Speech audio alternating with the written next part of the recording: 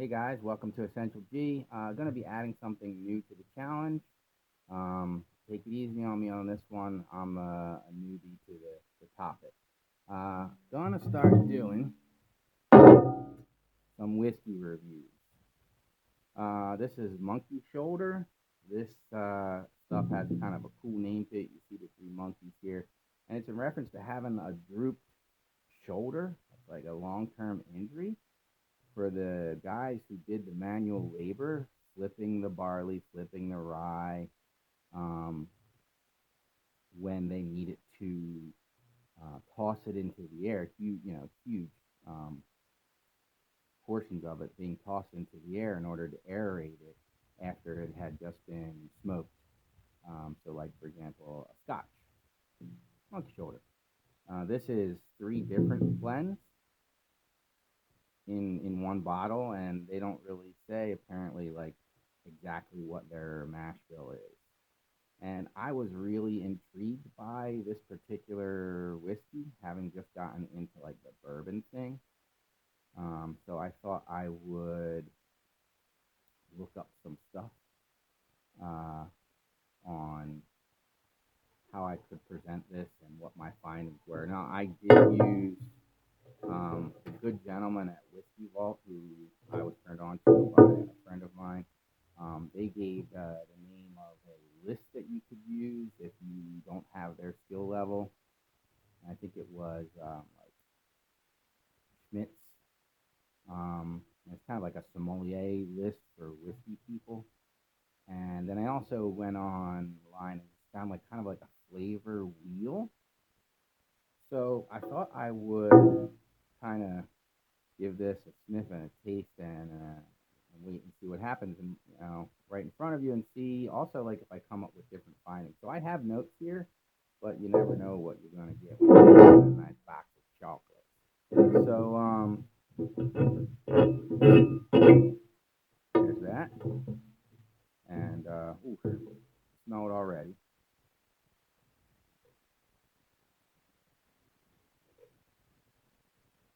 Good stuff.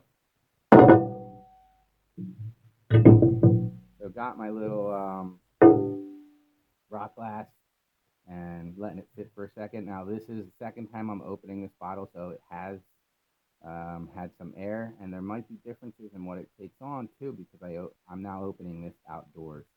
So who knows? I'm in the Pine Barrens. What kind of scent this stuff might suck up. So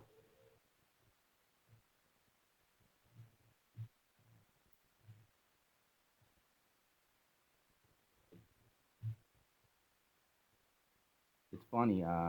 Note to viewer: I am a non-drinker, and just really getting into the sommelier tasting kind of stuff.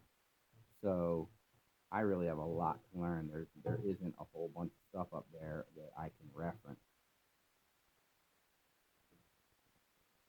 So right away, as a newbie, I get the alcohol smell, but then I get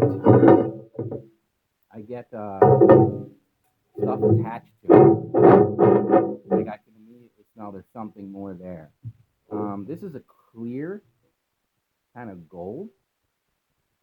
It's semi viscous. Um, I feel like coloring was added to this. I have no way of telling. I guess I could rifle through the labels or whatever. But you don't get like particles or anything like that unless I'm using a dirty glass. Um, let's take a sip.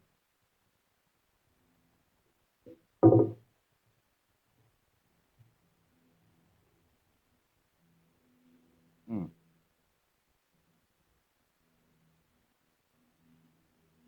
Slight burn. Less of a bite than last time, I think, because I didn't let it sit in my mouth. I'm waiting for that aftertaste.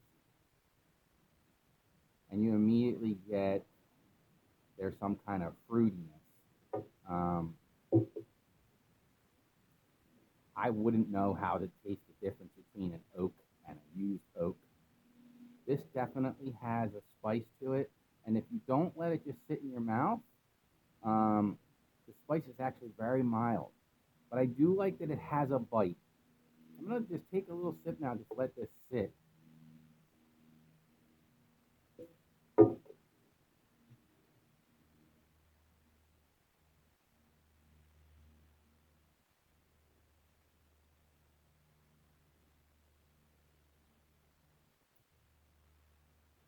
Now,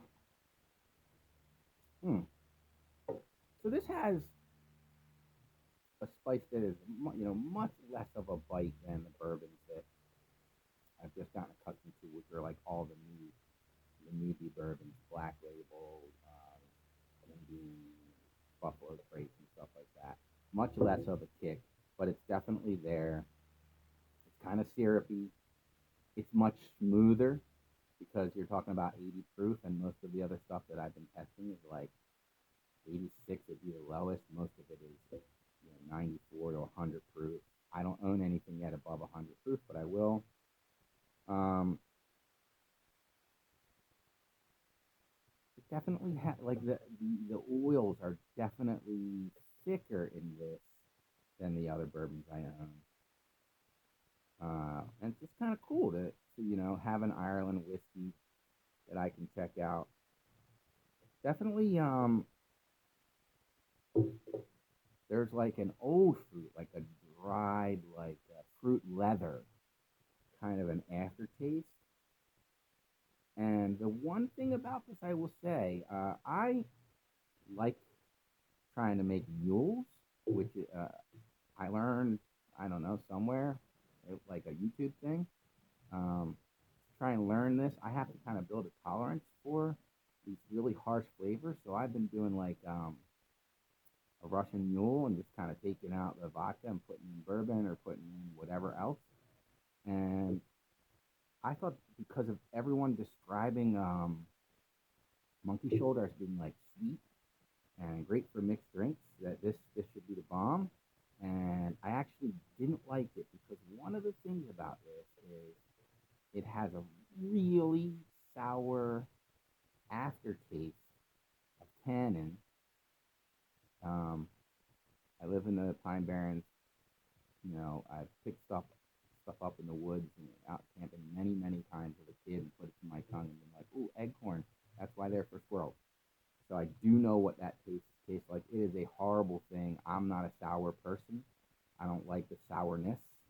Um, it kind of had this aftertaste that would ruin anything sweet that you would make out of it. I didn't find that it was good for mixed drinks at all, and think you should just have it the way it is. Um, oh yeah, but if you let it sit for a while, you'll get hit with some vanilla and some caramel. And I actually didn't get that the first time I tried it. Wow, that was kind of awesome. Yeah,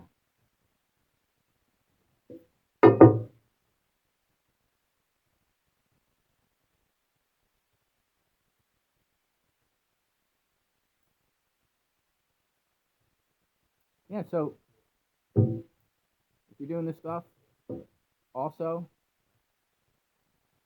waiting for it to come back to me, and you are someone that posts online and you're into looking up stuff like this, and you want the perspective of someone that's really new to it, just trying to learn, I'm your guy. Um, Please like, share, and subscribe.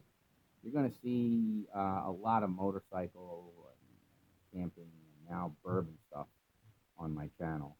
Um, Last thing I'll say about this, it doesn't stick around. You drink it, you wait 3, 4 seconds, it's gone.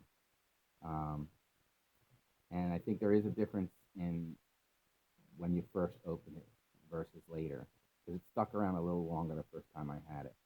It doesn't quite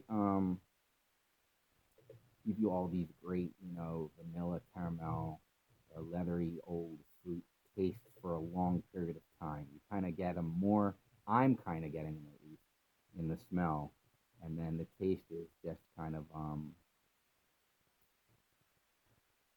it's there. You're trying to pinpoint it, and before you can pinpoint, it's kind of gone. Uh, I'm digging this stuff. It's affordable. I think I might have paid 35 for this. Um, so not super cheap stuff, but I'm not breaking the bank. Your boy G. Thanks for taking a look at the video, and I'll catch you guys on the flip side. Peace.